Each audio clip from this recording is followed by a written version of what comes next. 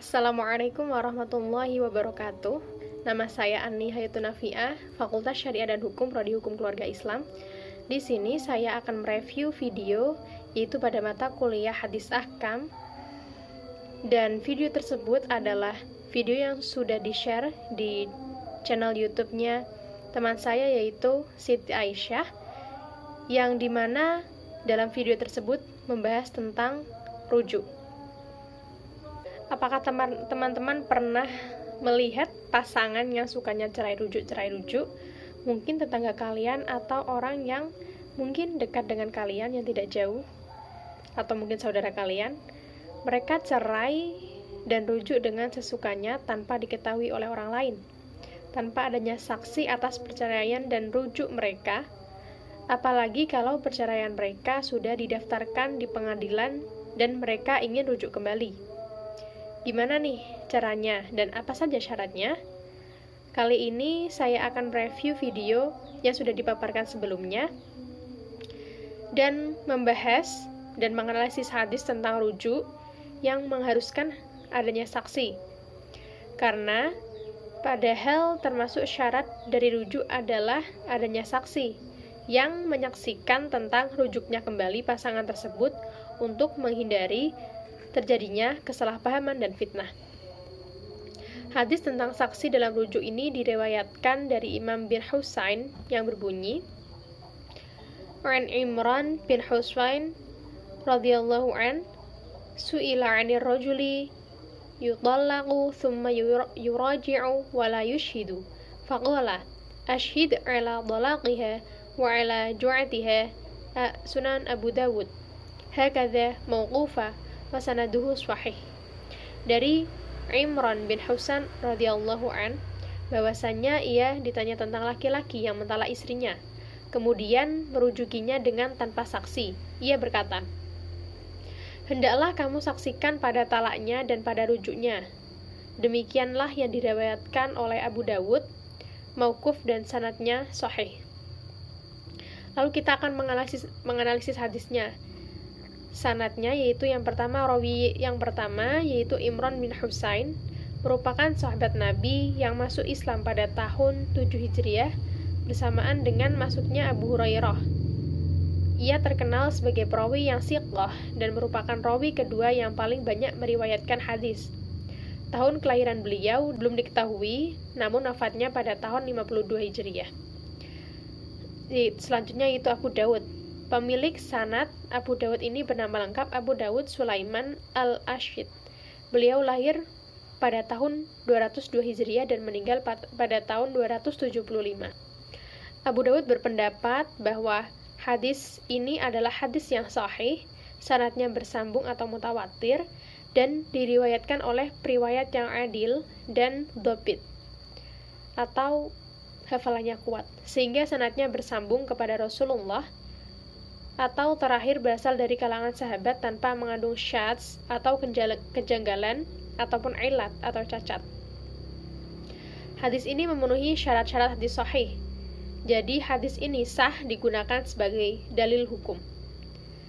Hadis ini juga merupakan hadis yang mauquf, yaitu hadis yang disandarkan pada sahabat, baik dengan redaksi an Imran bin Husain berkata, tidak langsung disadarkan pada Rasulullah. Fiqhul hadis. Hadis ini merupakan dalil sahnya rujuk.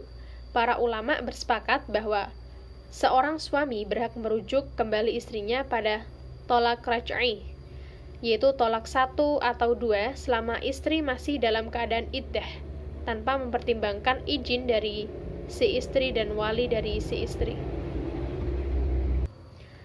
Seperti yang sudah Mbak Aisyah jelaskan dan terangkan sebelumnya, hadis ini sesuai dengan firman Allah dalam Quran surat Al-Baqarah ayat 228, yang artinya, dan suami mereka lebih berhak mengembalikan mereka.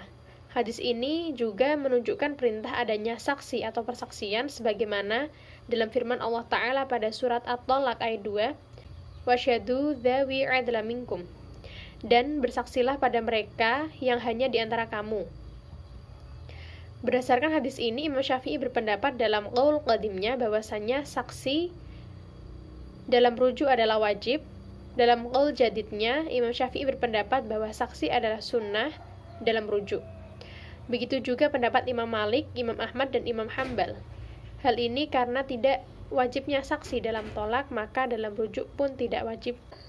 Para ulama sepakat tentang rujuk dinyatakan dengan ucapan, dan mereka berselisih pendapat apabila rujuk itu dengan tindakan atau hubungan badan secara langsung. Imam Syafi'i dan Imam Yahya berkata tindakan hubungan badan ini diharamkan, maka tidak boleh rujuk itu dilakukan dengannya. Karena Allah Subhanahu wa Ta'ala telah menyebutkan persaksian itu, dan tidaklah persaksian itu kecuali melalui ucapan. Pendapat ini dibantah dengan hujjatu bahwa tidak berdosa bagi suami karena Allah telah berfirman kecuali terhadap istri-istri mereka. Dalam Quran surat Al-Mu'minun dan dalam Quran surat Al-Ma'arif. Sedang wanita itu adalah istrinya, persaksian itu pun tidak wajib sebagaimana dikatakan sebelumnya. Jumhur berpendapat rujuk dapat tindakan hubungan badan langsung itu sah. Tapi mereka berselisih pendapat apakah termasuk syarat tindakan itu mesti ada niat. Jika masih dalam masa iddah sepertinya sudah dijelaskan pada penjelasan sebelumnya, suami boleh langsung merujuk istri dengan melalui ucapan, contohnya saya kembali padamu, atau kata lain yang hampir mirip. Syarat lainnya yaitu dengan dihadirkan dua saksi laki-laki yang adil dan menyaksikan suami mengucapkan kata-kata tersebut. Sedangkan jika sudah melewati masa iddah atau masa tunggu, maka kedua mantan istri ini sudah menjadi orang lain. Seperti yang dituliskan oleh Sayyid Thalib dalam bukunya Hukum Kekeluargaan Indonesia. Dijelaskan bahwa jika iddah telah habis, maka suami yang awalnya boleh melakukan rujuk, sekarang tidak diperbolehkan untuk rujuk kembali. Tetapi masih terbuka kemungkinan jika ingin berumah tangga kembali. Jika ingin kembali berumah tangga lagi, maka harus melalui pernikahan kembali dengan memenuhi rukun nikah atau biasa disebut dengan istilah tajdidun nikah, seperti adanya mempelai laki-laki dan perempuan, saksi, dan lain sebagainya untuk mengesahkan kedua suami istri ini menjadi keluarga kembali. Syarat rujuk setelah akta cerai keluar yaitu ada beberapa hal yang perlu diketahui dan dipahami. Perceraian itu membutuhkan kedua belah pihak melewati serangkaian proses yang panjang, namun mereka juga akan mengurus segala dokumen hingga satu secara resmi jadi tidak atau sudah menikah. Namun untuk mengurus itu ada syaratnya seperti berkas biasa. Ketika ingin melakukan segala sesuatu, hal yang paling wajib adalah soal identitas. Anda harus membawa KTP beserta pasangan yang ingin rujuk kembali dan juga membawa kakak. Untuk rujuk ini harus dilakukan tanpa paksaan kedua belah pihak. Kedua belah pihak harus setuju, dan yang paling penting adalah syarat rujuk setelah cerai itu boleh dilakukan setelah 1 tahun proses sidang perceraian selesai. Ini dijelaskan dalam pasal 118 Kompilasi Hukum Islam dan 163 Kompilasi Hukum Islam. Saya rasa cukup sekian yang dapat saya sampaikan.